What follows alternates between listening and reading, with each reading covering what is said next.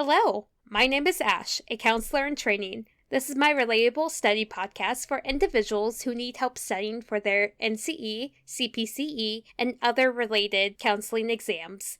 I'm going to go through many questions from multiple resources and make the answers relatable to both you and me. So get your listening ears on and let's get studying. What are considered communication disorders? Communication disorders have a number of disorders that are lumped together under the same heading of communication disorder in the DSM. Some of these include language disorders, childhood onset fluency disorder, also known as stuttering, speech sound disorders, and social communication disorders. I would recommend going through the DSM and start learning about the different kinds of communication disorders and how they may look across many individuals. The term group therapy was coined in 1931 by A. Frank Parsons, the father of guidance, B. Jacob Monroe, the father of psychodrama, C. E. G. Williamson, associated with the Minnesota Viewpoint, D. Fritz Perls, the father of Gestalt therapy. The answer is B.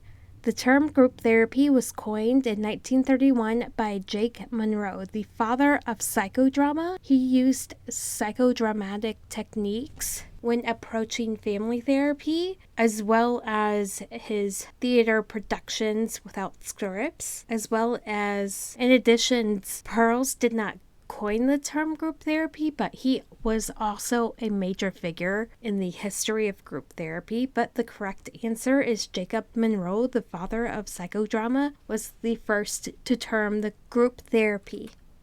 What is a specific learning disorder? A specific learning disorder is diagnosed as academic and learning difficulty with evidence by at least one of the following for at least 6 months: incorrect spelling, problems with math calculations and number sense, problems with math reasoning, difficulty reading, difficulty using grammar, and problems understanding what is read. And this is after interventions have been tried.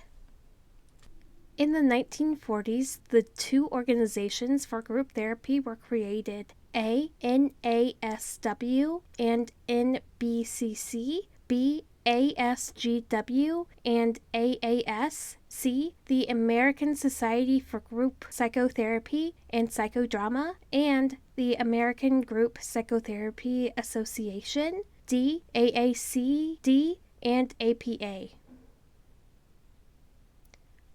The answer is C. In the 1940s, the two organizations for group therapy were created: the American Society for Group Psychotherapy and Psychodrama and the American Group Psychotherapy Association. I would personally recommend looking up all of these acronyms that were mentioned to understand what they stand for within the psychological and counseling communities and what they do within this setting.